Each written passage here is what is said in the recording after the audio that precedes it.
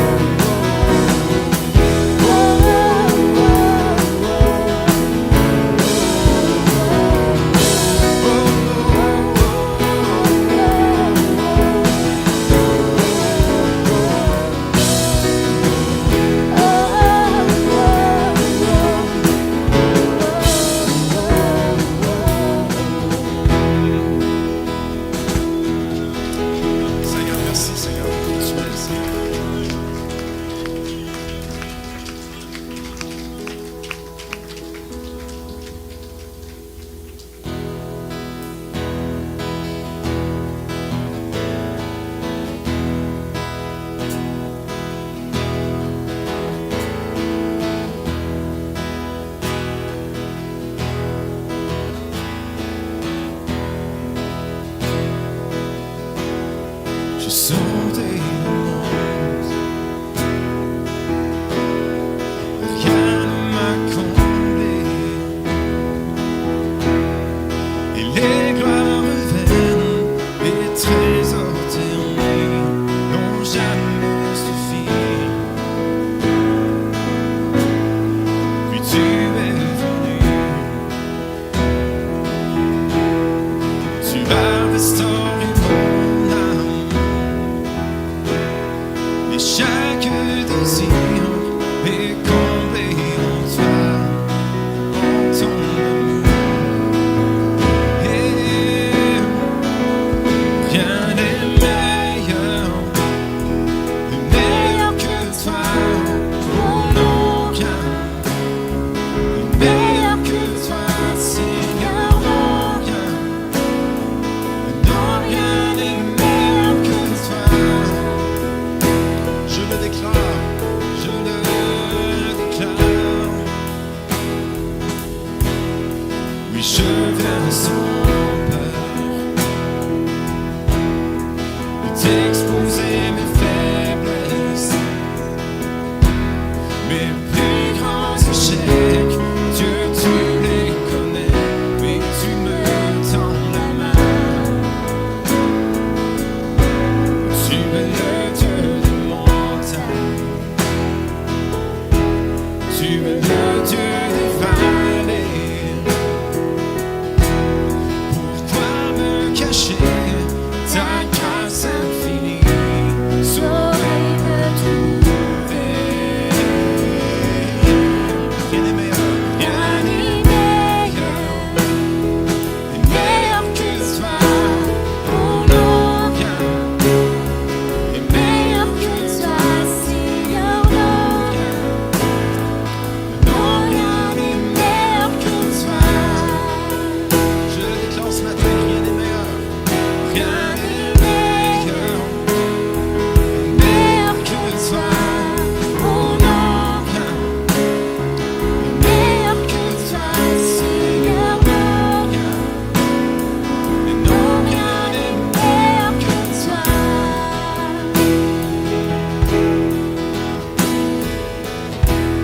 On va chanter, tu changes le deuil en victoire. Tu changes le deuil en victoire. Descends, émerge l'espoir. La honte est changée en gloire. Seigneur, toi seul peux le faire. De la mort jaillit la vie. Par ta voix, les eaux revivent. Dans les flots s'ouvre un chemin. Seigneur, toi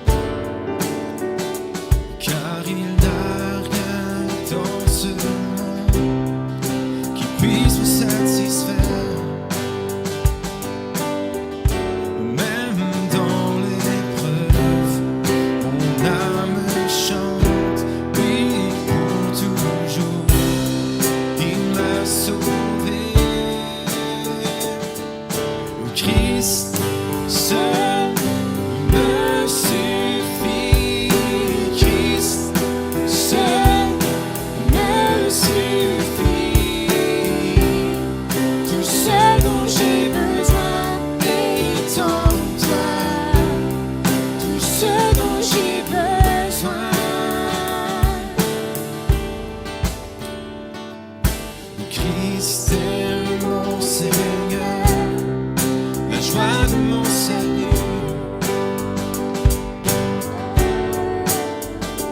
Et cet espoir est sans fin, le ciel est ma demeure. Même dans l'orage, mon âme chante, Jésus est là. À Dieu soit la gloire. Christ seul me suffit. Christ seul me suffit. Tout ce dont j'ai besoin est en toi. Tout ce dont j'ai besoin, Christ. Christ seul me suffit. Christ seul me suffit. Tout ce dont j'ai besoin est en toi. Tout ce dont j'ai besoin. Car j'ai choisi de suivre Jésus, oui pour toujours. Oui, pour toujours. En mon cœur, j'ai choisi de suivre Jésus. Oui, pour toujours. Oui, pour toujours. La croix devant moi, le monde derrière moi. Oui, pour toujours. Oui, pour toujours. La croix devant moi, le monde derrière moi. Oui, pour toujours. Oui, pour toujours. En mon cœur, j'ai choisi de suivre Jésus. Oui, pour toujours. Oui, pour toujours. En mon cœur, j'ai choisi de suivre Jésus. Oui, pour toujours. Oui, pour toujours. La croix devant moi, le monde derrière moi. Oui, pour toujours. Oui, pour toujours. La croix devant moi, le monde derrière moi. Oui, pour toujours. Oui, pour toujours. Christ. Christ seul me suffit.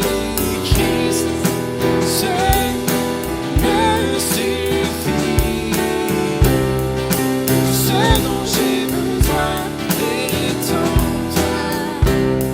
Tout ce dont j'ai besoin, Christ. Christ seul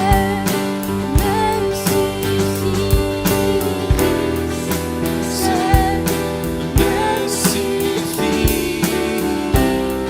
Tout ce dont j'ai besoin est en toi.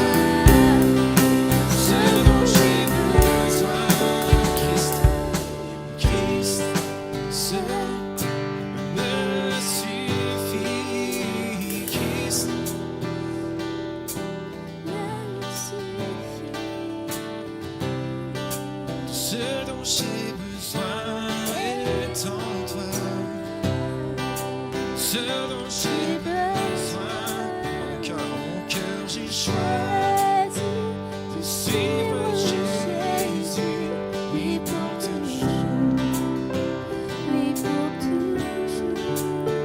Mon cœur, j'ai choisi de suivre Jésus. Oui, pour toujours. Oui, pour toujours. La croix. Oui, la croix de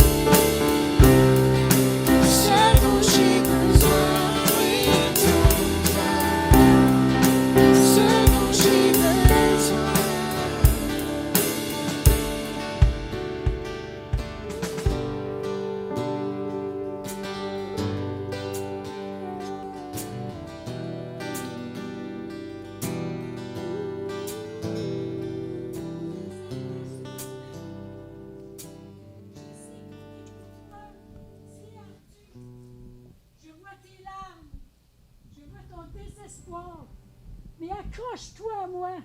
Accroche-toi à la croix. Ta délivrance est proche. Ta délivrance est proche. Je suis ton Dieu. Je suis ton Seigneur. Je suis le roi des rois.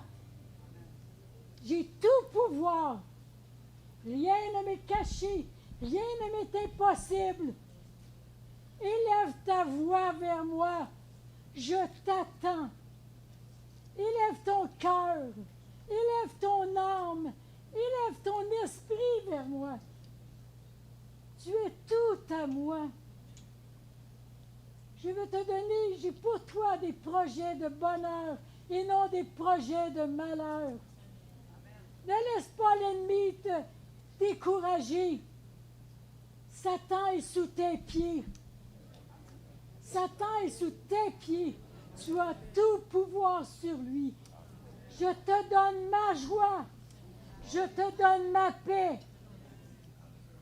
Tu as toute liberté. Accroche-toi à moi. Accroche-toi à la croix. Parce que je t'aime. Alléluia. Alléluia.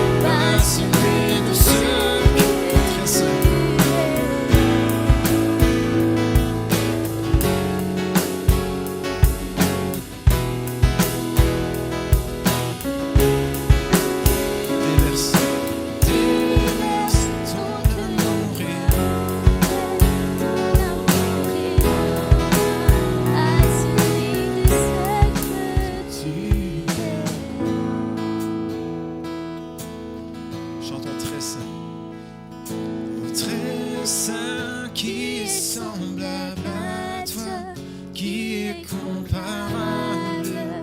Ouvre mes yeux à ta beauté et déverse ton cœur en moi, révèle ton amour et rends-moi passionné de ce Je bâtirai, que tu aimes. je bâtirai Ma vie sur ton amour, fondement inébranlable, j'ancrerai ma foi en ton nom seul, non, je je ne ne tremblerai. Je bâtirai, pas, je bâtirai ma vie sur ton amour, fondement inébranlable, inébranlable, ma foi. foi en ton nom seul, non, je Dernière fois, je bâtirai, je bâtirai ma vie sur ton amour, Seigneur.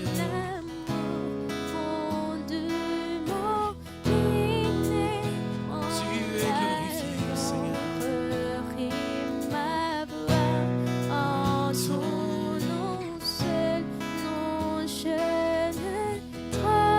Je bâtirai ma vie sur ton amour, fondement inébranlable, j'ancrerai ma foi en ton nom seul. Non, je ne tremblerai pas. Alléluia, alléluia. Merci Seigneur pour ta présence, Seigneur. Merci pour ton amour, Seigneur. Toi seul est digne d'adoration, Seigneur, parce que tu as déversé ton amour sur cette terre, Seigneur. Tu es le seul qui a cet amour parfait, Seigneur, pour nous aimer comme tu nous aimes, Seigneur. Remplis-nous de ton Saint-Esprit, Seigneur, ce matin. Sois glorifié en toutes choses, Seigneur, parce que tu es le Dieu Tout-Puissant, Seigneur. Amen, Seigneur. Amen, Seigneur. Merci, vous pouvez vous asseoir. Merci l'équipe musicien. Bienvenue à tous. Je suis content que ce n'est pas tout le monde qui est en vacances. On a du monde ici ce matin. Pasteur Dan, il est en Floride. Il trouvait qu'il faisait trop froid ici. Il est descendu dans le sud. Mais c'est un bon temps, vous savez, pour aller en Floride l'été parce qu'il y a beaucoup moins de monde. Les Canadiens ne sont pas là. Fait qu'ils peuvent visiter comme ils veulent. Il y a beaucoup plus de place. Alors, c'est bien. Est-ce qu'il y a des gens ici ce matin qui c'est la première fois que vous mettez les pieds dans cette église? Oui, plusieurs personnes. On vous souhaite la bienvenue et à la fin, au petit comptoir derrière, on a un petit présent pour vous pour que vous puissiez vous souvenir de nous autres, pour vous remercier d'être venus nous voir. C'est bien gentil. On a l'épouse de Gilles Bissonnette qui est ici ce matin, alors on te souhaite nos condoléances. Merci. Alors, je vais demander aux placeurs d'avancer. On va prendre l'offrande ce matin. Alors, Dieu Tout-Puissant, c'est toi qui mets dans nos cœurs de pourvoir aux besoins de cette Église, aux besoins de l'avancement de ton royaume, qu'on puisse avancer en toutes choses, Seigneur. Merci de nous mettre à cœur de prendre soin de cette Église, Seigneur, et bénis tous ceux qui donnent, Seigneur, comme tu l'as dit dans ta parole. Amen, Seigneur. Merci. Alors, quels sont ceux qui font partie de l'équipe de Dieu? Des soldats de Dieu. Qui sont les soldats de Dieu? Amen. C'est pas moi qui prêche ce matin, mais je fais juste les annonces. Quels sont ceux qui croient que lorsqu'on fait partie de l'armée de Dieu, la bataille est spirituelle? Amen. Alors, juste pour vous faire une petite annonce qu'on n'a pas arrêté nos réunions de prière le mercredi soir à 7 h et le dimanche matin à 8h30 aussi. Fait que des fois, si vous ne voulez pas vous déplacer dans la semaine, oui, est-ce que les placeurs, ils passent? Non? Ils sont en break. OK, on va continuer les annonces pendant qu'ils passent. Alors, on continue nos réunions de prière parce qu'on croit que c'est important. Même s'il y a un petit peu moins de monde, il y a des gens en vacances, on continue à prier pour l'avancement de son royaume, pour les besoins dans cette église. Et ceux qui ne peuvent pas venir le mercredi soir, mais qui aimeraient ça prier quand même, mais le dimanche matin, avant la réunion à 8h30, on a aussi une réunion de prière. Il y a une belle équipe qui est là, qui prie pour, avec notre frère qui est là. Alors, gênez-vous pas, puis faites attention, par exemple, parce que si vous commencez à venir, vous allez prendre goût, puis vous n'arrêterez pas. Amen? OK, je vous parle des réunions de jeunesse. On a eu une réunion de jeunesse vendredi. La prochaine est dans 2 semaines, le 2 août. Par contre, vendredi, ici, il y a une réunion pour tous les administrateurs de ce groupe. Ah, c'est chez toi? OK. Alors, j'imagine, si vous ne savez pas où est-ce que Jean-Michel demeure, mais juste lui demander. J'imagine que vous le savez, vous avez déjà eu une réunion chez Jean-Michel. Amen. Mais on a besoin d'une rencontre à l'arrière ici, après la réunion de tous les gens, les jeunes de la jeunesse qui sont ici présents aujourd'hui. Alors, juste vous rencontrer à la fin de la réunion à l'arrière. 2 petites annonces. Je vois que mon frère Bob et Carole ne sont pas ici ce matin, mais ils sont en charge de prendre soin des hommes et des femmes et de l'évangélisation. Alors, ils ne sont pas là, j'imagine, il n'y a pas de... Mais juste pensez, mettre dans votre agenda qu'on va avoir une réunion d'hommes spéciale dans le Nord le 18-19 octobre. Alors, si ça vous intéresse, vous pouvez, quand notre frère Bob sera là, juste lui demander les informations. Et le 10 août, à 9h30 le matin, il y a une réunion spéciale d'évangélisation pour les femmes, mais aussi pour des besoins si vous avez besoin. Moi, j'étudie ça ici. Non, c'est pas ici. Mais si quand ils vont être ici, c'est juste pour réserver les dates, puis vous pourrez prendre les informations quand ils seront là. Amen. Ah, OK. On a un panneau d'affichage en arrière pour les informations. Amen. Alors, ce matin, on va être bénis parce que c'est notre frère Cédric qui va prêcher. Alors, je sais que le Seigneur a mis un message sur son cœur qui va nous bénir. Alors, vous êtes prêts pour recevoir cette bénédiction? Amen. Notre frère Cédric.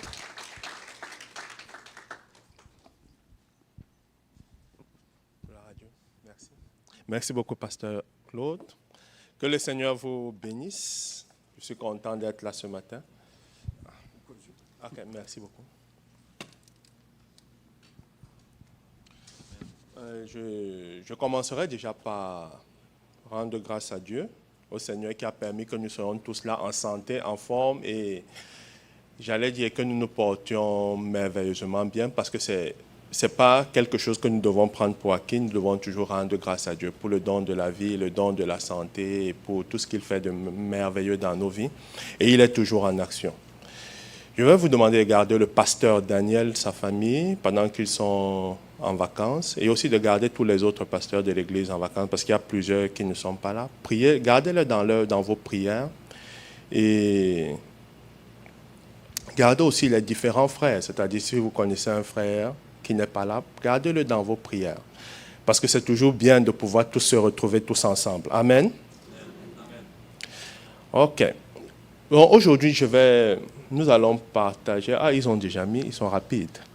C'est une vie victorieuse en Christ. Et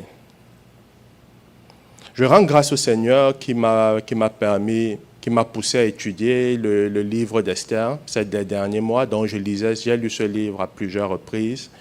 Et le Seigneur a mis certaines choses dans mon cœur que je vais partager avec vous. Initialement, je m'étais dit, OK, je vais partager l'ensemble du livre avec les frères. On va lire chaque verset.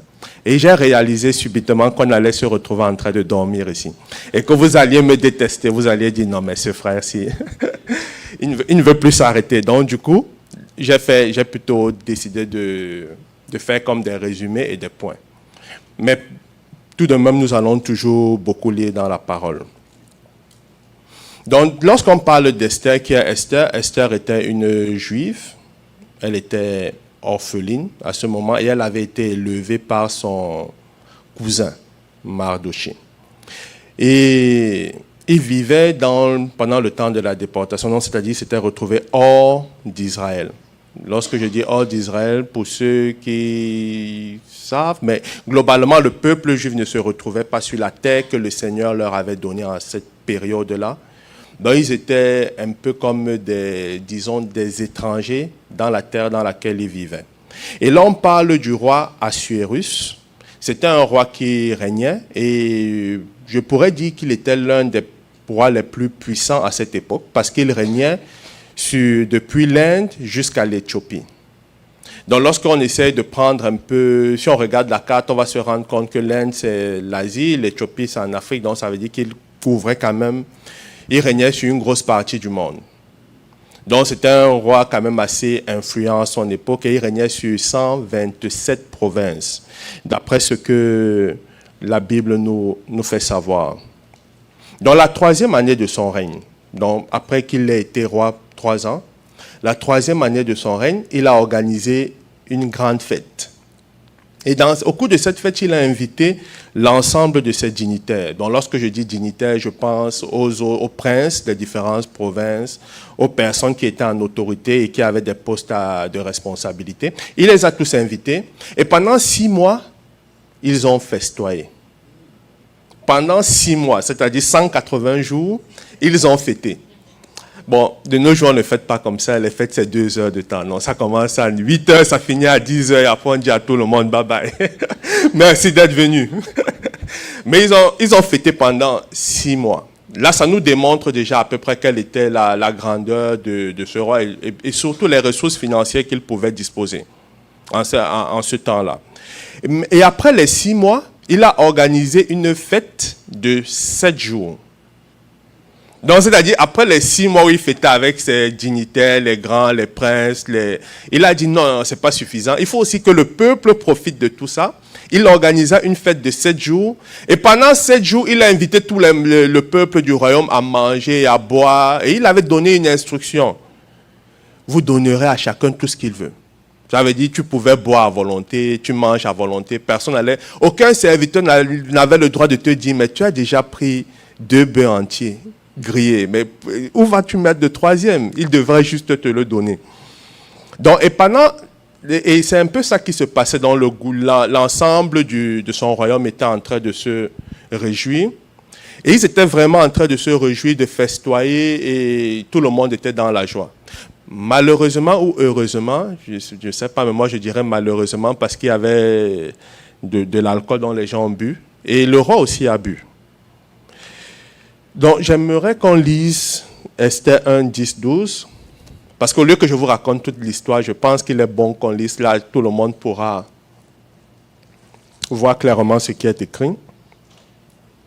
On dit le 7e jour, comme le cœur du roi était réjoui par le vin, il ordonna à Meyuman, Bista, à Abona, Bigta, Abata, Zéta et Carcas, les 7 eunuques qui servaient devant le roi Assuérus, d'amener en sa présence la reine Vashti, avec la couronne royale pour montrer sa beauté au peuple et aux grands, car elle était belle de figure. Mais la reine Vashti refusa de venir, quand elle reçut par les eunuques l'ordre du roi. Et le roi fut très irrité, il fut enflammé de colère. Et là, on voit un événement essentiel ou central dans toute cette histoire. C'est la reine Vashti qui dit non. Et ce qu'il faut comprendre déjà, c'est qu'à cette époque-là, le roi était, je ne vais pas dire tout puissant, mais il était puissant. En général, pour tuer quelqu'un dans le royaume, on venait juste demander au roi, tu partais du roi, oh, mon voisin là m'énerve, hein. Il ne me plaît pas trop, et le roi, je veux le prendre. Le roi disait, ok, débarrasse-toi de lui et tu pouvais le faire. Donc du coup, le roi était un homme puissant, c'était un homme en autorité. Mais là, on se rend compte que son épouse, à qui il a demandé de se rendre auprès de lui, a refusé de venir. Mais la chose qui est quand même assez délicate dans toute l'histoire, c'est que là, on se retrouvait dans une histoire, peut-être, disons qu'elle était fâchée, ou whatever. Elle était fâchée de son mari. Mais là, on n'était plus dans le cadre familial parce qu'il a envoyé des eunuques l'appeler. Donc, ça veut dire qu'il a envoyé les eunuques l'appeler et il lui a demandé de venir avec son attirail, quand je dis attirail, c'est-à-dire sa couronne et ses vêtements royaux, afin de pouvoir démontrer sa grande beauté, parce qu'effectivement, nos épouses sont nos gloires. Donc, du coup, ma belle épouse est là, ma charmante épouse est là, habillée en vert au premier, à la deuxième rangée. Donc, globalement, le roi s'est dit, il faut que je présente, je vais dire ça comment, un peu comme la cerise du gâteau, il voulait présenter son épouse qui fait sa gloire. Il s'est dit, oh non, je vais présenter mon épouse. Et effectivement, pour lui, je crois que c'était comme une sorte d'honneur, il était content, etc. Mais la reine a décidé de ne pas venir. Mais en prenant la décision de ne pas venir, elle était en quelque sorte en train de dire non au roi, ce qui ne se faisait pas à l'époque. Parce qu'à cette époque-là, si elle n'était pas reine, on devait simplement la zigouiller ou la tuer. Parce que si tu te permettais de dire au roi non, à cette époque-là, tu pouvais te retrouver pour un ordre, tu disais non à un ordre du roi. De cette façon-là, c'était la mort directe. Je crois que le roi avait... et la Bible a plusieurs exemples où c'est arrivé. Donc, ce qui c'est pour moi personnellement, l'un des premiers points que j'ai pu constater en lisant ça, c'est qu'elle a fait preuve un peu d'orgueil.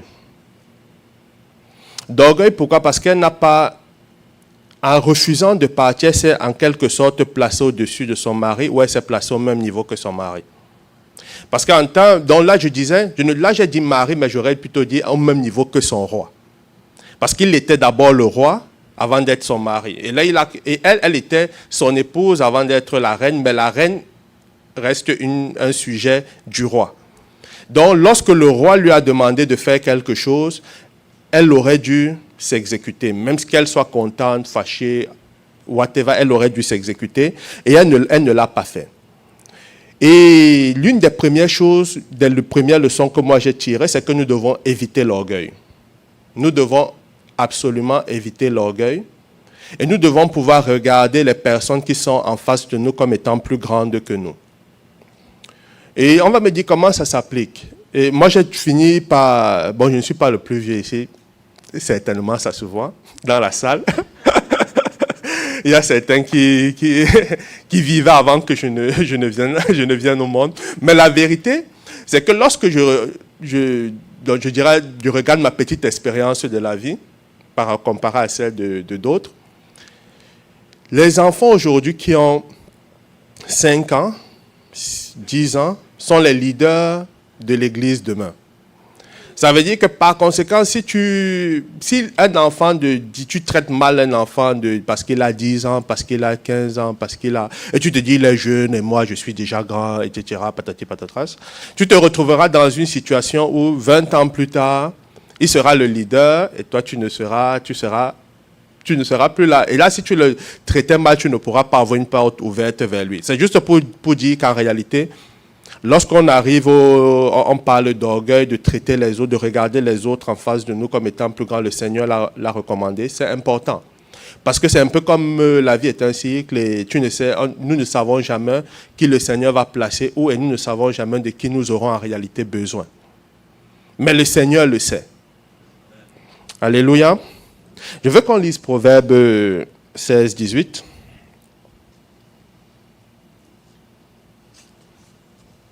L'arrogance précède la ruine et l'orgueil précède la chute.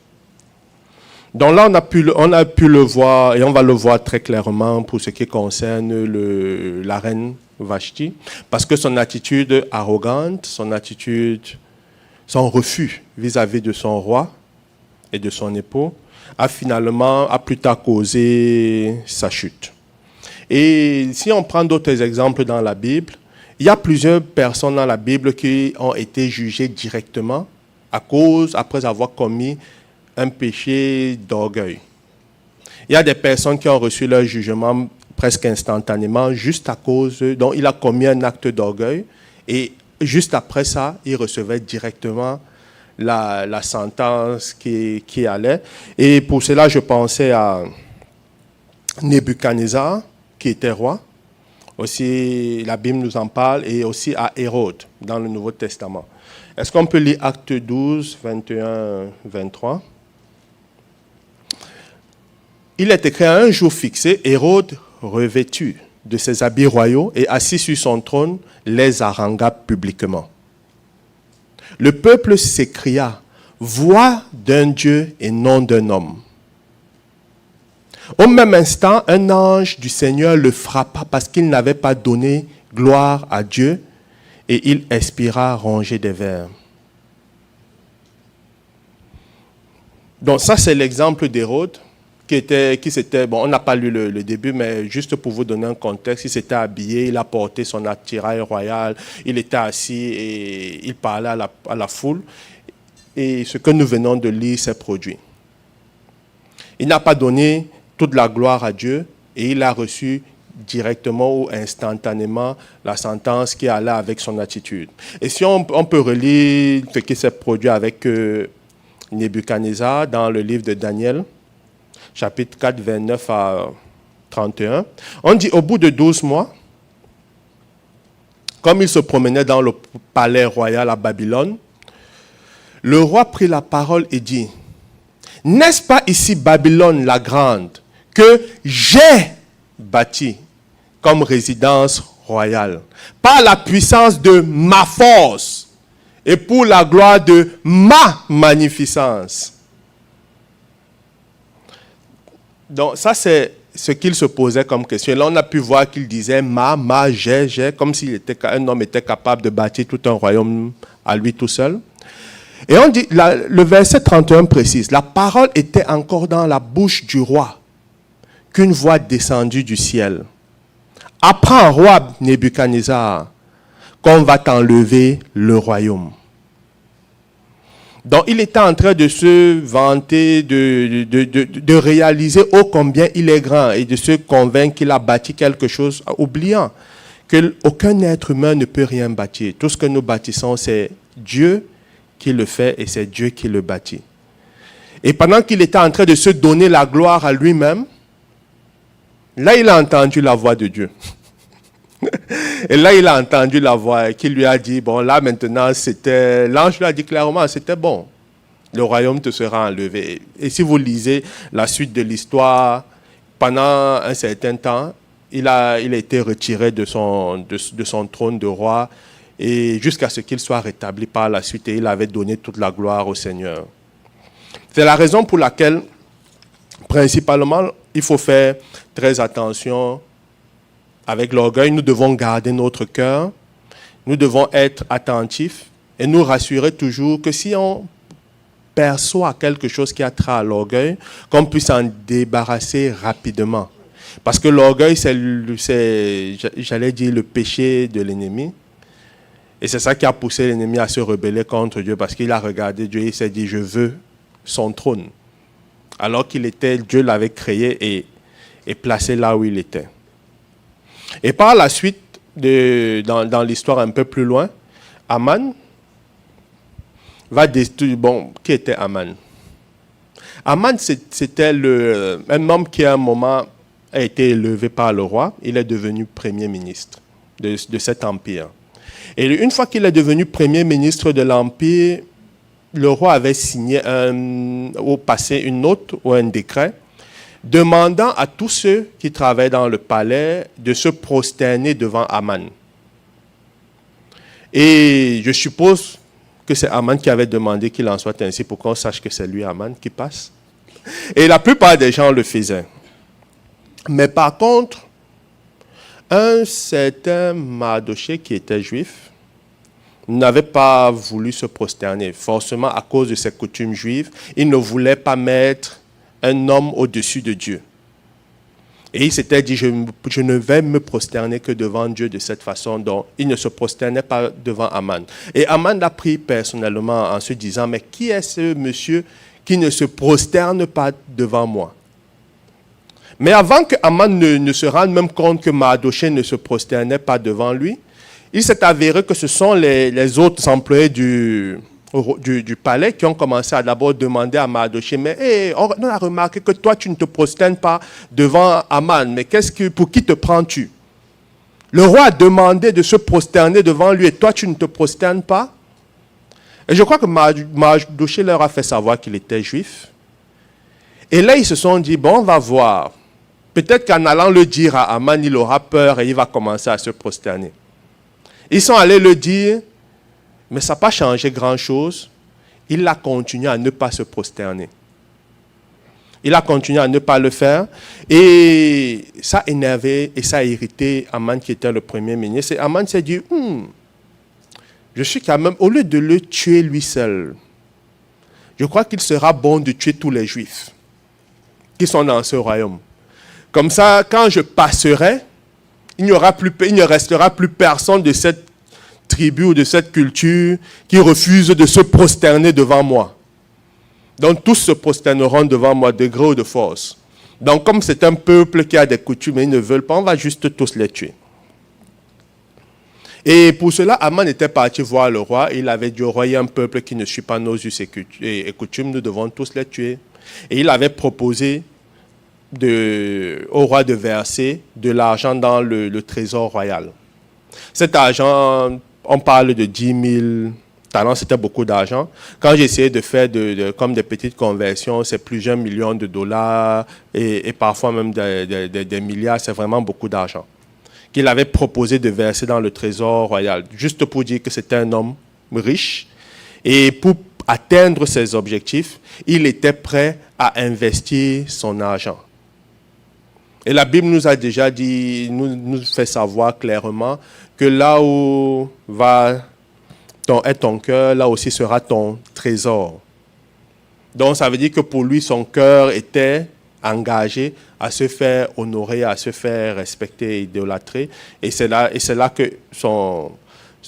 qu'il était prêt à mettre son trésor. Et pareillement, pour nous, en tant qu'enfants de Dieu, en tant que chrétiens, nous sommes prêts à mettre notre trésor et tout ce que nous avons pour l'avancement du royaume des cieux. Nous sommes prêts à investir pour faire exactement ce que le Seigneur veut que nous fassions pour sa gloire.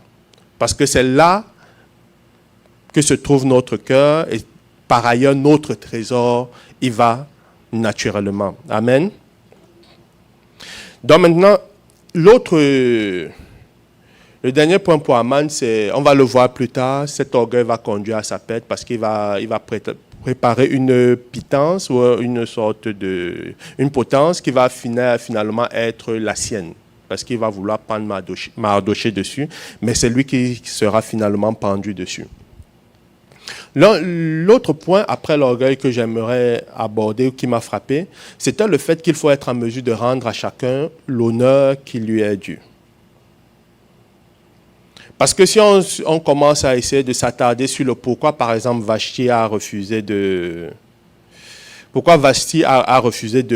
se soumettre à son mari ou de venir, peut-être qu'elle était fâchée, peut-être qu'elle n'était pas de bonne humeur, et peut-être que, elle a ses raisons. Mais lorsqu'on commence à réaliser, comme je l'ai dit tantôt, on finit par se rendre compte d'une chose, c'est qu'elle a perdu de vue que l'homme ou que la personne qui lui demandait de venir, ce n'était pas son époux, ce n'était pas son mari, mais c'était son roi. Donc, il ne faut pas perdre de vue en général, il ne faut pas se laisser emporter par, je vais dire ça comment, par la familiarité, et perdre de vue quelle est l'autorité que Dieu a mis en la personne qui est en face de toi. Ça veut dire qu'aujourd'hui, nous pouvons avoir dans nos couples, si le mari est pasteur, ou alors si la femme l'épouse est ministre, parce qu'il ne faut pas seulement parler d'un mari. Il ne faut pas qu'on dise qu'on parle seulement des hommes en autorité, mais si le mari est pasteur, ou par exemple la femme est en autorité, généralement, lorsque vous êtes à la maison, vous avez votre relation de couple, mari et femme. Mais lorsque vous sortez de là et que vous entrez dans un cadre officiel, l'épouse doit pouvoir reconnaître l'autorité que Dieu a mise dans la vie de son mari et vice-versa. Et pour cela, lisons Romains chapitre 13, verset 7. Ça, c'est le Seigneur qui parle. Il dit, rendez à tous ce qui leur est dû. L'impôt à qui vous devez l'impôt, le tribut à qui vous devez le tribut, la crainte à qui vous devez la crainte, l'honneur à qui vous devez l'honneur. Donc, si tu dois l'honneur à quelqu'un, si le Seigneur a élevé une personne, tu dois lui donner cet honneur qui lui est dû. Et même si la personne vous devenez familier, ami, etc., tu dois toujours te rassurer que tu lui donnes cet honneur qui lui est dû. Et c'est très important. Et si on relit 1 Pierre 2, 17, on dit « Honorez tout le monde, aimez les frères, craignez Dieu, honorez le roi. » Honorez tout le monde. Donc, en tant qu'enfant de Dieu, on doit être dans une position où on honore tout le monde. Où on n'honore pas simplement X ou Y à cause de telle chose, ou peut-être parce qu'il a tel diplôme, il est PhD, ou parce qu'on pense qu'il a beaucoup de ceci, ou qu'on pense qu'il a beaucoup d'argent. On doit honorer tout le monde. Ça, c'est le cœur que notre Seigneur et notre Dieu veut que nous ayons. Et pour continuer avec cela, je dirais qu'il est très important généralement de ne pas pouvoir transformer ce que je qualifie de problèmes familiaux en affaires d'État. Mais ça peut être très facile lorsque dans une famille, on a une personne en autorité de se retrouver en train de transformer un problème familial en problème d'État ou en problème spirituel qui va nécessiter l'intervention de Dieu. Donc, lorsqu'on parle, par exemple, je vais prendre l'exemple de la famille royale du temps de Moïse. Parce qu'on avait, quand je dis famille royale, je veux dire de la famille de leaders, parce qu'on avait Moïse, Aaron et Marie. Donc Moïse était le plus jeune de cette famille. Donc, il était vraiment plus jeune que ses frères, parce que je crois, pour ceux qui connaissent l'histoire, c'est Marie, sa sœur, qui le suivait lorsqu'on avait mis son berceau dans la rivière. C'est juste pour montrer qu'il y avait quand même un bon écart d'âge entre les deux. Donc, il était le plus jeune. Mais c'est lui qui lidait à cette époque le peuple d'Israël et qui les a fait sortir, que le Seigneur a utilisé pour les faire sortir de l'Égypte. Donc, si lisons Nombre 12, 2. Donc, une fois, par la suite, Moïse a décidé de prendre une femme égyptienne. Bon, moi, je ne sais pas ce qui s'était passé, mais peut-être qu'il a vu la femme égyptienne, il s'est dit que non, forcément, il me faut une épouse. Et il a décidé de se marier, et il l'a prise comme femme. Et ses frères, notamment, n'étaient pas très d'avis, n'étaient pas contents de ça. Et ils ont commencé à avoir ce que je qualifierais de une dispute familiale. Donc, parce que là, c'est vraiment une dispute familiale, il a décidé de prendre une femme. Aaron n'est pas d'accord, Marie n'est pas d'accord, ils ne sont pas contents. C'est une dispute familiale. Mais pendant qu'ils étaient en train de discuter, Aaron et Marie ont fait l'erreur d'inviter Dieu dans la discussion ou d'inviter la position de Moïse, sa position de leadership dans la discussion. Et comme ils ont fait ça, on va lire, on dit, ils dirent, est-ce seulement par Moïse que l'Éternel parle? N'est-ce pas aussi par nous qu'il parle? Et la Bible précise bien, et l'Éternel l'entendit. Donc, ils étaient en train de faire leur discussion familiale, Dieu n'était pas là. Dieu les a laissés dans toute famille. Mais lorsqu'ils ont commencé à questionner son autorité, la Bible nous précise, et l'Éternel l'entendit. Donc, ça veut dire, lorsqu'on peut avoir tu peux avoir un pasteur qui est ton mari, qui est ton ami et autres, lorsque vous discutez, gloire à Dieu, discutez. Si vous avez des trucs sur des points de divergence, discutez sur ces points. Mais ne te lance jamais dans une aventure dans laquelle tu vas dire est-ce que tu penses que Dieu parle juste par toi? Parce que là, tu es déjà en train d'inviter Dieu. Et pour ceux qui connaissent l'histoire, je vais vous raconter rapidement l'histoire. C'est que par la suite, Marie, c'est lorsque Dieu leur a demandé de se rendre dans le temple, quand je dis le temple, c'était le lieu de la hutte où ils se rassemblaient, où ils parlaient avec Dieu. Et ensuite, quand Dieu a quitté, la présence de Dieu a quitté cette hutte, Marie avec la lèpre. Elle était lépreuse.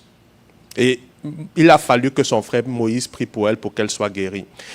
Mais là, ça montre très clairement qu'elle pouvait avoir raison quant à ce qui concerne la dispute familiale, mais elle n'avait pas besoin de s'attaquer à son frère ou à l'autorité de son frère. Mais lorsqu'on parle on va se demander, mais pourquoi Aaron n'avait rien eu? Aaron n'avait rien eu parce que lui, il était le prêtre, le souverain sacrificateur, et il portait l'attirail, tous les vêtements et toute la gloire du souverain sacrificateur. Par conséquent, il n'était pas possible qu'il soit lépreux. Donc, et c'est comme ça que lui, il a échappé à la même punition que Marie. Donc, lorsqu'on voit parfois des gens faire des choses, il ne faut pas aller les imiter. Parce qu'on ne sait pas ce qui va... La punition peut être, ne sera pas forcément la même ou ne sera pas rendue au même moment de la même façon. Donc ça, c'est juste pour conclure sur ce sujet. Je vais conclure sur ce sujet en disant que Vashti, si elle avait posé son acte en privé, les conséquences auraient été totalement différentes. Parce que son mari, par la suite, allait pouvoir gérer cela en privé. Donc, c'est son épouse. Il n'allait pas appeler tout le monde et tout le royaume pour dire, venez voir ce que mon épouse a fait. Il allait le gérer en privé. Mais comme elle l'a fait publiquement, ça a eu des conséquences terribles sur elle. Bon, là, on va introduire Memucan. On va lire Esther 1,16. Parce que par la suite, le roi, dont c'était... Vashti a transformé cette histoire en affaire d'État, dont le roi a été obligé d'appeler son conseil. Et dans son conseil, un certain Memucan a pris la parole. Il a pris la parole pour parler et pour faire une proposition au roi. D'abord, j'aimerais vous dire que Memucan signifie plein de dignité, solennel, digne de haute fonction. Donc, ça signifie plein de dignité. Donc, globalement, ce monsieur, dont le nom signifie plein de dignité, est celui qui a dû prendre la parole. Et j'ai supposé, en lisant, on va lire tout à l'heure, et j'ai bien compris qu'il a pris la parole. Pourquoi? Parce qu'il tenait à sa dignité. Je ne vais pas enseigner sur la puissance des noms, mais là, on se rend compte que ce n'est pas un hasard total que son nom signifie plein de dignité, et que ce soit lui qui ait pris la parole pour donner la proposition qui devait permettre de laver la dignité du roi vis-à-vis de toute la population et de tout le royaume. Donc, qu'est-ce qu'il a dit? On dit, Memucan répondit devant le roi et les princes, ce n'est pas seulement à l'égard du roi que la reine Vashti a mal agi, c'est aussi envers tous les princes et tous les peuples qui sont dans toutes les provinces du roi Assuérus. Donc là, la vérité, c'est quoi? C'est qu'il a si bien dit, et ensuite il a fait la proposition naturellement de d'émettre Vashti de ça. On peut partir au verset 19. Et il a fait donc la proposition suivante. Il a dit, si le roi le trouve bon, qu'on publie de sa part et qu'on inscrive parmi les lois des Perses et des Mèdes avec défense de la transgresser, une ordonnance royale d'après laquelle Vashti ne paraîtra plus devant le roi Assuérus, et le roi donnera la dignité de reine à une autre qui soit meilleure qu'elle. C'est ainsi que, et ceci a été validé, et c'est ainsi que Vashti a perdu sa dignité de reine, parce qu'elle avait méprisé la dignité de roi de son mari, et ensuite qu'elle n'a plus théoriquement, ou d'après cette loi, le droit de se présenter devant lui, ou du moins officiellement, et là elle a été remplacée par une autre qui était Esther. Et la Bible nous dit par la suite que la colère du roi s'est apaisée. Et quand la colère du roi a commencé par s'apaiser, il a commencé à penser à son épouse. Alors nous, les hommes, nous aimons beaucoup nos femmes et nous avons beaucoup de compassion pour elles. Donc il a commencé à penser à son épouse, à Vashti. Il se dit, oh, qu'est-ce que je peux faire? Et ses conseillers se sont rendus compte que, s'il pense trop à Vashti, là, il va finir par la rappeler. Et donc ils ont proposé de trouver rapidement la remplaçante. Et c'est donc là que le Seigneur a commencé par élever Esther. Et l'un des points qui était marquant avec Esther, c'est que c'était une jeune fille. Déjà, j'aimerais dire Mardoché travaillait dans le palais. Il était employé dans le palais, donc ça veut dire qu'il ne faisait pas partie il n'était pas pauvre. Donc, c'est-à-dire, Esther vivait chez Mardochée, il avait pris et il l'élevait comme sa fille. Donc, ça veut dire que dans une certaine mesure, il n'était pas, je vais dire, c'était pas la basse classe. Le Seigneur les avait déjà quand même élevés jusqu'à un certain niveau dans ce royaume. Et c'est la raison pour laquelle, lorsque Mardochée décidait de vivre conformément à la parole de Dieu pour sa vie, il était persécuté parce que la Bible nous le dit clairement. Celui qui veut vivre conformément à la parole de Dieu sera persécuté. Donc, si la persécution est là, c'est une bonne chose. Parce que c'est la preuve que tu vis conformément à la parole de Dieu. Si la persécution n'est pas là, bon, le Seigneur pourra te demander, mon fils, qu'est-ce qui ne va pas, ou ma fille, qu'est-ce qui ne va pas. Parce que si, ça peut aussi signifier que tu ne vis pas conformément à la parole de Dieu. Donc, c'est la vie de Mardochée qui était conforme aux instructions et aux commandements de Dieu qui a créé tout ce tumulte. Et on a pu voir que Mardochée, même lorsque tout ce tumulte a été créé, il est resté fidèle. Il est resté fidèle à Dieu parce qu'il n'a pas changé son attitude. Il a continué de faire ce qu'il avait à faire, mais qui consistait à servir le Seigneur et à le chercher. Mais entre-temps, j'aimerais qu'on parle de quelques points d'Esther rapidement. L'un des points que moi j'ai constaté déjà avec Esther, c'était que c'était une jeune dame qui n'aimait pas l'argent et qui n'était pas intéressée. Lisons rapidement Esther 2.13. Dans Esther 2.13, là, je vais vous donner un background rapide. L'ensemble des filles, donc, pour remplacer la reine Vashti, les filles, des jeunes filles qui avaient été sélectionnées, vivaient dans une partie dans une maison.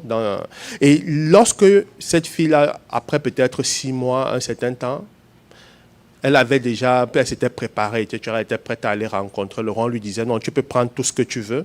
Donc, c'était vraiment tout ce que tu veux. Donc, c'est-à-dire, on lui disait, voici la maison, tu vas passer de telle maison à l'autre maison, comme une mini-promotion.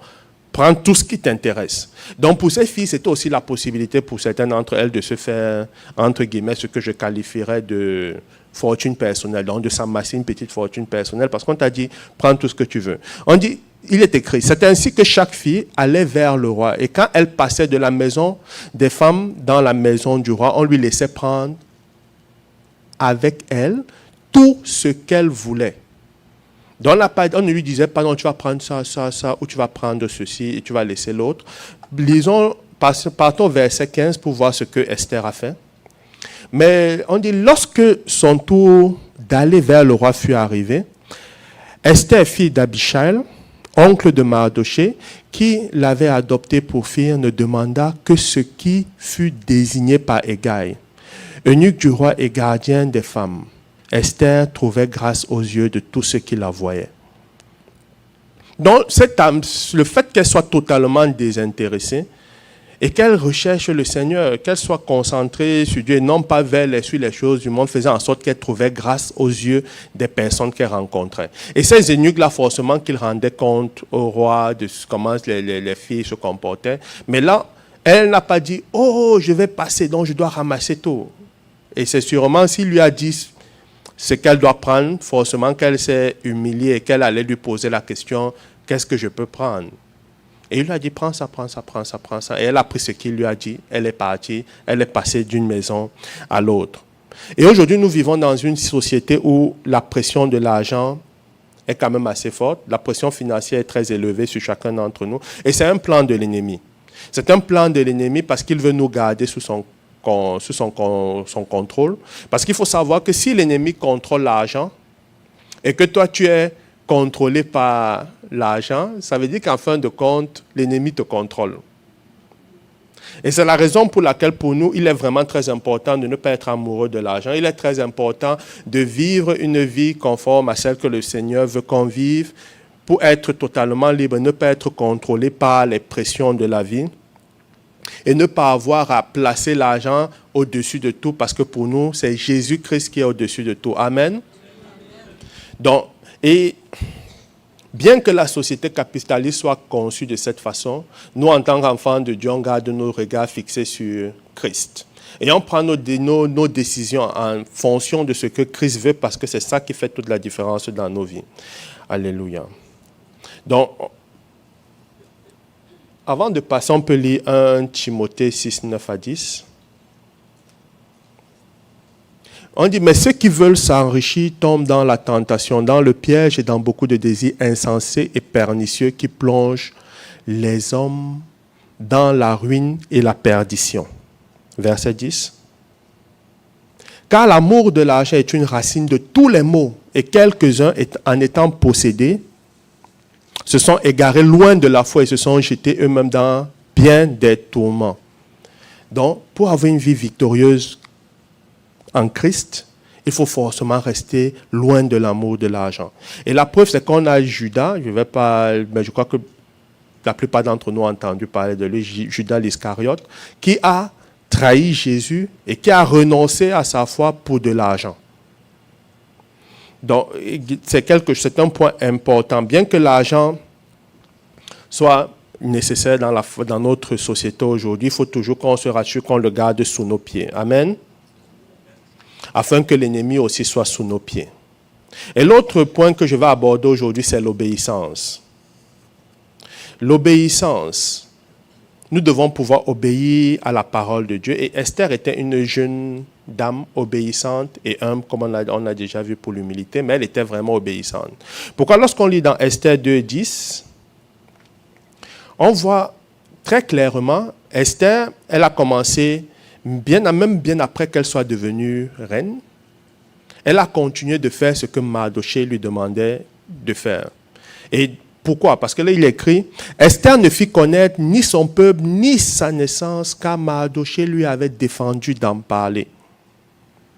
Je connais plusieurs personnes, moi-même peut-être inclus, qui allons dire, oh, mais qui allons être très fiers de dire, ah non, mais je suis juif et tout ça, alors que, et pourquoi tu ne veux pas que j'en parle, etc.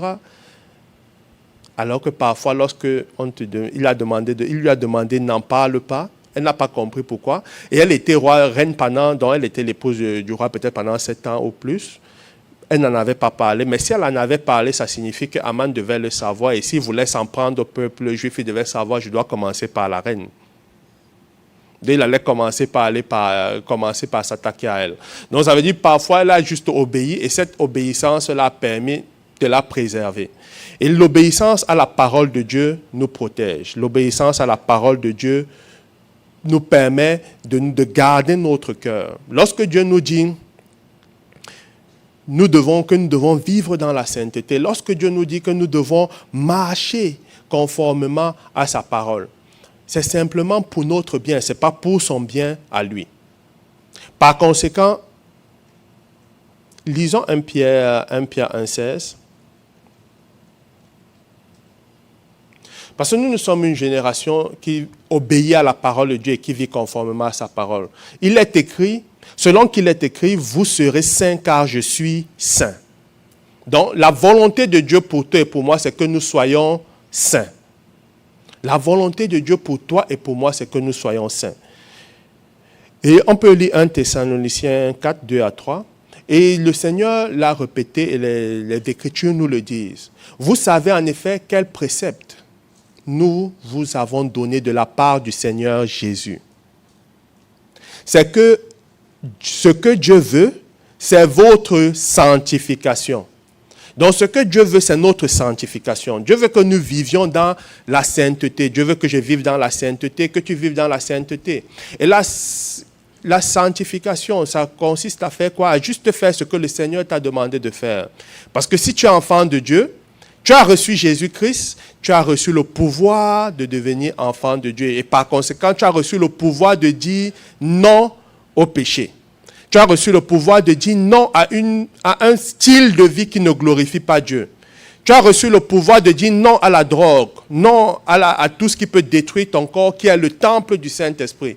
Donc que ce soit la drogue, la cigarette, l'abus d'alcool et tout, tu as le pouvoir de dire non. Tu as le pouvoir de dire non à toute forme de drogue.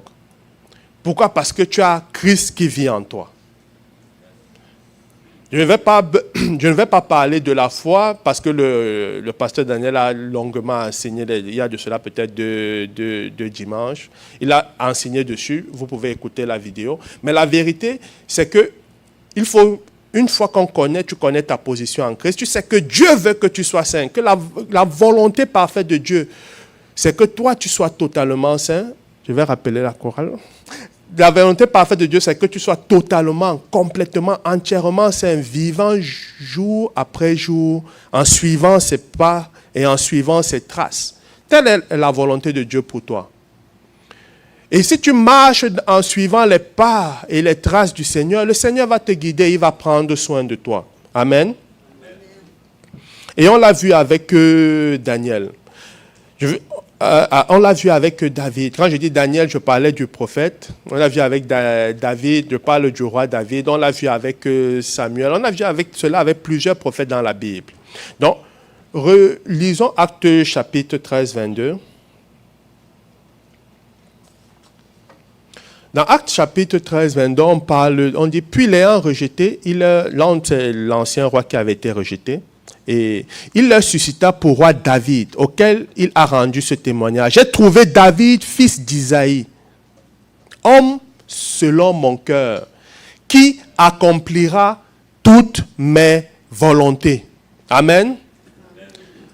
Puis le Seigneur dit qu'il t'a trouvé, homme ou femme selon son cœur, et que tu accompliras toutes ses volontés. Parce que c'est là qu'on va. Donc ça veut dire que nous devons avoir des cœurs prêts, disposés à accomplir toutes les volontés du Seigneur. Ne pas discuter lorsque le Seigneur va te dire « aide tel frère, fais telle chose ». Tu vas juste le faire par obéissance. Et l'obéissance est un élément clé. Et l'autre point, c'est qu'il ne faut jamais oublier que notre secours vient d'en haut. Notre secours vient de Christ. Notre secours vient de Christ. Mon secours vient de Christ. Lorsque je passe par des moments difficiles, lorsque tu passes par des moments difficiles, tu dois te tourner vers Christ. Je dois me tourner vers Christ en priorité. Lorsqu'on lit peut-être, si nous lisons dans le livre d'Esther, chapitre 4, verset 3. On nous dit, dans chaque province, partout arrivait l'ordre du roi et son édit, il eut une grande désolation parmi les Juifs. Ils jeûnaient, pleuraient et se lamentaient, et beaucoup se couchaient sur le sac et la cendre. Donc, nous voyons bien qu'ils jeûnaient, et quand on jeûne, si on jeûne sans prier, ça signifie que ce n'est pas le jeûne, c'est une diète. Donc on a dit, il jeûnait, ça veut dire qu'il jeûnait et il priait. Mais là, l'une des choses qui m'a frappé quand j'ai lu cela, c'est que j'ai réalisé qu'il y avait certaines personnes qui jeûnaient et donc priaient, et d'autres qui se lamentaient, peut-être certains qui se lamentaient seulement. Mais il y avait aussi peut-être d'autres qui étaient simplement en train de pleurer. Mais il y avait une armée de personnes. Il y avait une armée de personnes dans ce peuple qui avait compris qu'en jeûnant et en priant, ils allaient recevoir le salut du Seigneur. Amen. Et par la suite, après avoir jeûné et prié, la reine Esther s'est rendue chez le roi. Et elle est partie chez le roi. Lorsqu'elle s'est présentée devant lui, elle a trouvé grâce à ses yeux. Elle a trouvé grâce à ses yeux, ce qui n'était pas évident. Et qu'est-ce que la Bible nous dit? Qu'est-ce que le roi a dit? Lisons Esther chapitre 5, versets 3 et 4.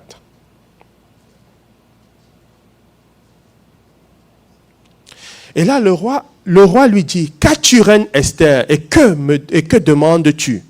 Quand ce serait la moitié du royaume, elle te serait donnée. Donc, elle a trouvé grâce aux yeux du roi, parce qu'avant de se présenter auprès du roi, faire sa doléance, elle a eu à prier et elle a jeûné. Et Dieu a permis que le roi, lorsqu'elle arrive, le cœur du roi était préparé à l'accueillir. Donc, l'une des choses qu'on doit pouvoir comprendre, c'est de savoir que notre secours vient de l'Éternel. Lorsque les moments sont difficiles, Tu traverses pas des moments difficiles, tu ne te sens pas bien dans ton cœur, dans ton corps, et whatever, quel que soit ce que tu peux passer, quel que soit ce qui peut te déranger, tu dois toujours te rappeler que ton secours vient d'en haut. Et le Seigneur est fidèle, il est le même hier, aujourd'hui, éternellement. Il ne peut pas t'abandonner. Là où toi tu étais infidèle, lui il sera fidèle. Par conséquent, nous devons toujours nous tourner premièrement vers le Seigneur. Et le Seigneur va agir dans ta situation. Et comme nous avons pu le voir, pour ceux quand vous allez lire par la suite, la reine avait invité Aman et le roi à un déjeuner et elle a pu parler au roi le deuxième jour. Et elle a parlé au roi uniquement lorsqu'elle a eu le sentiment. Et elle a su que Dieu était déjà en train d'agir en sa faveur. Et comment elle avait su? Parce que ce matin du deuxième jour, le roi avait demandé à Aman d'élever Mardoché et de marcher avec lui en criant. C'est une autre histoire, on ne va pas la lire, on ne va pas donner plus de détails à cause du temps. Mais aujourd'hui, j'aimerais qu'on se lève et que nous prions. Qu'on se lève et que nous commençons à prier. Parle au Seigneur. Parle au Seigneur. Présente-lui la situation qui est devant toi. Présente-lui cette chose que tu as sur ton cœur. Présente-lui cette maladie qui t'handicape. Présente au Seigneur tout ce qui peut être un fardeau. Car le Seigneur nous encourage à ne pas porter de fardeau, mais plutôt à venir à lui pour déposer tout ce qui peut être des fardeaux dans nos vies à ses pieds. Et pendant que tu seras en train de le faire, pendant que nos frères vont commencer par louer le Seigneur, et pendant qu'on sera dans cet esprit d'adoration, va vers le Seigneur et présente-lui tout ce que tu peux avoir comme fardeau. Et si tu as envie et si tu as besoin qu'on se tienne avec toi, qu'un pasteur se tienne avec toi, je vais demander au pasteur Jean-Michel et au pasteur Claude de venir prier avec toi. Si tu as besoin qu'un pasteur se tienne avec toi particulièrement, n'hésite pas à venir vers l'avant.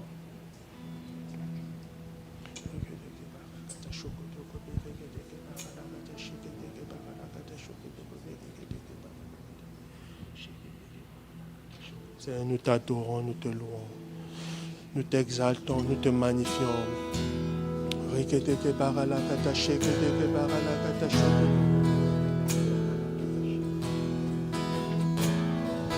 Seigneur, pardonne-nous nos péchés.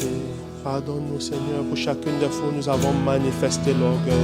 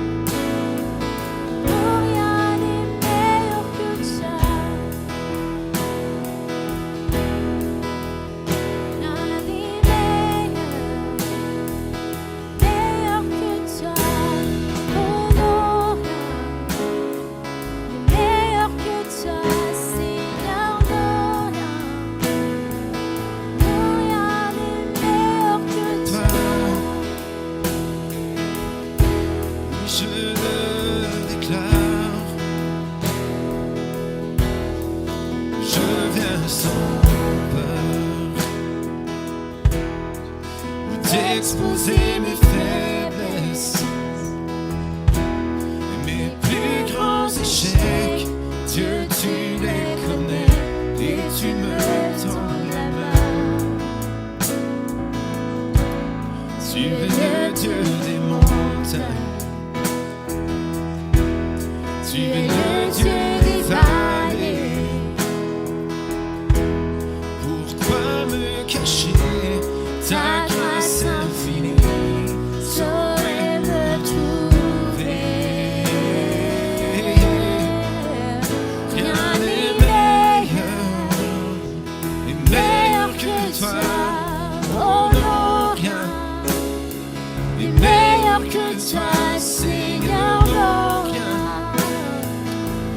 rien n'est n'est meilleur meilleur que que toi. toi. Rien n'est Meilleur que toi, oh non, rien n'est meilleur que toi, Seigneur. non, Non, rien n'est meilleur que toi. Pour ta bonté, je te rends grâce parce que tu es le Dieu qui nous transforme. Je te rends grâce parce que tu es en train de toucher chacun d'entre nous. Je te rends grâce parce que tu es un Dieu merveilleux. Et pendant que tu nous parles aujourd'hui, merci parce que c'est pour nous amener à être de plus en plus proches de toi. Au nom puissant de Jésus-Christ, nous ordonnons à toute maladie, à toute infirmité de libérer leurs captifs. Et nous confessons que le partage des frères, c'est la santé parfaite en Christ. Au nom puissant de Jésus-Christ, nous prions, jugeant tout esprit de cancer. Nous prions, jugeant tout esprit de cécité. Et nous prions, refusant et rejetant même toute maladie génératrice liée à l'âge ou à la vieillesse. Car Moïse avait 120 ans et il voyait. Il avait 120 ans et sa vigueur n'avait point été diminuée. Au nom puissant de Jésus-Christ, nous prions bénissant ton peuple avec la santé parfaite en Christ. Nous les bénissons au nom de Jésus-Christ avec la vigueur qui vient de Dieu. Nous les bénissons au nom puissant de Jésus-Christ. Nous prions, oh Dieu, te rendant grâce parce que tu es le Dieu qui agit dans toute situation. Et même nous élevons et nous accordons, Seigneur, avec toutes les situations qui t'ont été présentées par tes enfants aujourd'hui. Et nous disons, Père, glorifie ton Saint-Nom dans leur vie. Agis en leur faveur. Agis en leur faveur, comme tu agis en faveur du peuple juif. Nous sommes tes enfants, Seigneur. Nous te rendons grâce parce que tu nous exauces. Merci parce que tu nous libères et tu nous as donné la force de vivre dans la sainteté. Et merci parce qu'aujourd'hui, nous nous tournons tous vers toi en disant, nous nous consacrons à toi, Seigneur, pour vivre dans la sainteté et pour marcher conformément à ta parole. Béni sois-tu, Seigneur. Que le Seigneur te bénisse, qu'il te garde, qu'il fasse lui sa face sur toi et qu'il t'accorde sa grâce. Tu vas de gloire en gloire. Tu es la tête et non la queue. Et aucune âme forgée contre toi ne prospérera. Que le Seigneur te fortifie. Bonne semaine. Dis salut à ton frère en sortant.